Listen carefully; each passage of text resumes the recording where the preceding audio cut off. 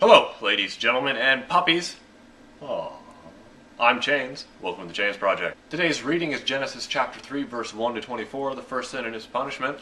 Let's get going. Now the serpent was more crafty than any other wild animal that the Lord God had made. He said to the woman, "Did God say, 'You shall not eat from any tree in the garden'?" The woman said to the serpent, "We may eat of the fruit of the trees in the garden." But God said, "You shall not eat of the fruit of the tree that is in the middle of the garden, nor shall you touch of it, or you shall die."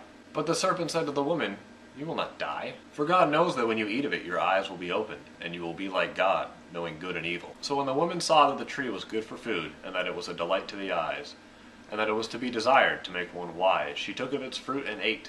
She also gave some to her husband who was with her, and he ate. Then the eyes of both were opened, and they knew that they were naked. They sewed fig leaves together and made loincloths for themselves. They heard the sound of the Lord God walking in the garden at the time of the evening breeze. And the man and his wife hid themselves from the presence of the Lord God among the trees of the garden. But the Lord God called to the man and said, "Where are you?" He said, "I heard the sound of you in the garden, and I was afraid because I was naked, and I hid myself." He said, "Who told you that you were naked? Have you eaten from the tree which I commanded you not to eat?"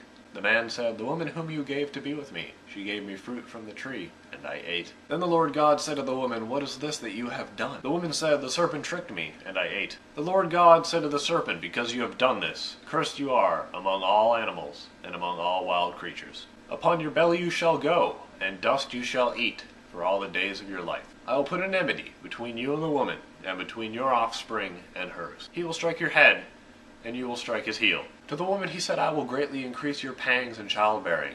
In pain you shall bring forth children. Yet your desire shall be for your husband, and he shall rule over you." And to the man he said, "Because you have listened to the voice of your wife, and have eaten of the tree about which I commanded you, you shall not eat of it. Cursed is the ground because of you. In toil you shall eat of it all the days of your life. Thorns and thistles it shall bring forth for you, and you shall eat of the plants of the field. By the sweat of your face you shall eat bread, until you return to the ground, for out of it you were taken. You are dust, and to dust you shall return." The man named his wife Eve, because she was the mother of all who lived. And the Lord God made garments of skin for the man and his wife, and clothed them.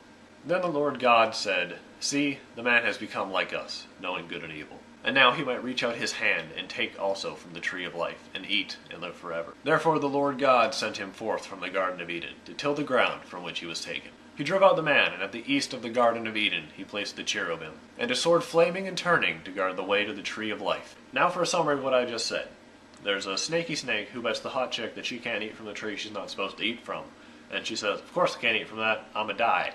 And the snake says, "Nah, totally safe. I had a buddy in college who did it, and he's just fine." So then Eve takes Adam, and they both go, take some fruit from the tree. They eat it, realize they're naked, then they sew some leaves into thongs, and then they see God coming by on his nightly stroll, right on time as always, and so they hide in the bushes, and God's like, "Hey, we playing hide and seek? Come out, what's going on?" And then Adam's like, "I was embarrassed because I was naked." And he's like, "Who told you guys you were naked? Naked's not even a thing yet." And he's like, "Oh, well obviously you ate from the tree. Now you're all in trouble. Snake, no legs for you, slither forever. Eve, have fun with the babies, it's gonna suck. Adam, have some bread."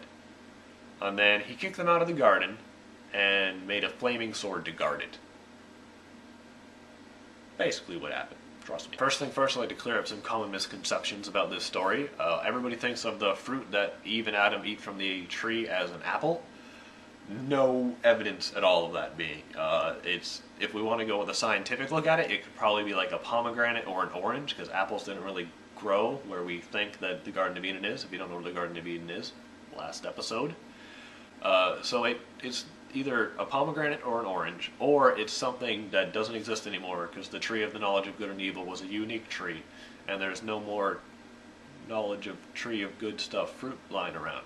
Another very common misconception is that of the snake being the devil at the beginning of the story when it tries to trick Eve.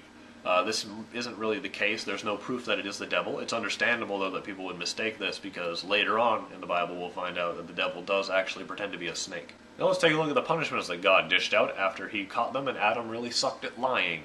The snake was the first guy put on the chopping block, and his punishment was where he had to slither on his belly and eat dirt. Most people think that the early Bible creators believe that snakes actually ate dirt. This is not true. This is more of a metaphor saying that because snakes are low to the ground, and they eat things that's covered in dirt and stuff, like bugs and rats and icky things, that it's not hygienic, because most of us, if you drop something on the ground, you're going to play the 3-second rule, or you're not going to pick it up at all. The other thing about him slithering is that prior to this, the snake might not have slithered all of his life. For all we know, the snake that we're thinking of is a completely different snake than is the one in the original story. Unless you're God, then you're thinking of the right snake. Please don't hurt me. So, either snakes used to have legs, or they slithered on their backs, or sideways, or they walked on their tail. I don't know how that would work. But it doesn't mean that snakes didn't grow legs because they weren't allowed to. Now Eve is next up for the punishment buffet, and God throws a hard ball right off of the start and says that she's going to have painful childbirth. Now I'm told this is sexist. I don't really see how, because this shows that the biblical writers had great insight into human anatomy and what happened. Because prior to us being bipedal, the bone structure of the hips area of monkeys or early humans was different, and childbirth was not as painful.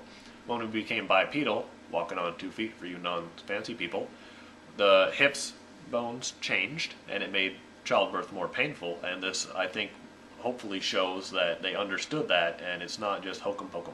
So some might argue that this is the point at which humans became bipedal, and I can see this argument, and it's pretty valid in my opinion.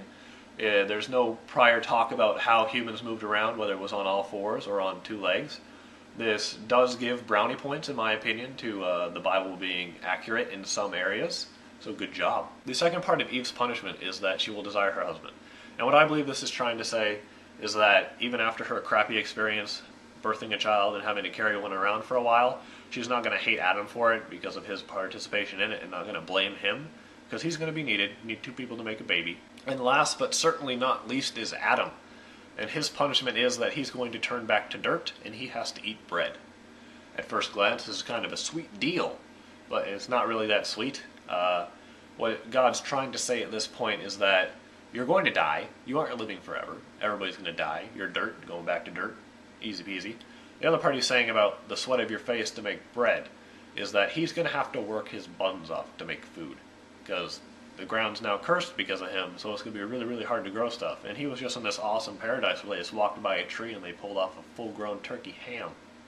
That's right, turkey ham. It's a thing. Now let's get into the main topic of this chapter that has been debated for millennia.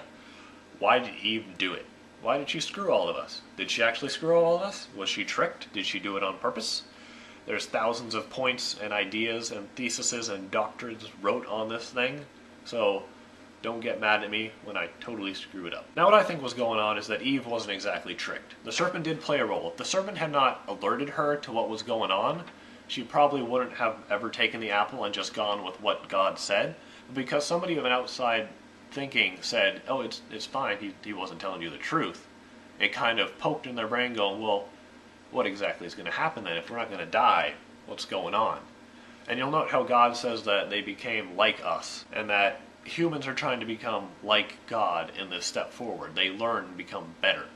And some people view this as like a deliberate going against the rules thing.